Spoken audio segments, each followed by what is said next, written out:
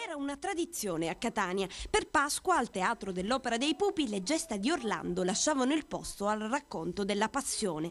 Sono passati 10 anni dall'ultima rappresentazione e questa è la prima di Cristo al Golgota, in scena questo weekend alla Sala Lomax di Catania. Questo l'ingresso di Gesù a Gerusalemme. Poi, scena dopo scena, si ripercorre la storia sacra.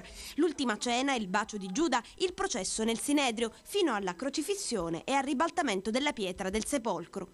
Dietro le quinte, ecco i fratelli Napoli al lavoro. Da un'impalcatura che si chiama scannappoggio fanno muovere i pupi dall'alto, si chiamano manianti. Alla voce di ogni personaggio invece ci pensano i parraturi davanti a questo leggio. Movimenti e parole si incontrano in scena.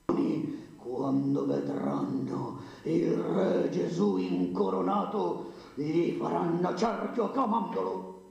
40 pupi fatti a mano, 16 quadri diversi, il testo tratto da canovacci storici e drammi sacri del Settecento. Questi i punti di forza di uno spettacolo che non smette di affascinare.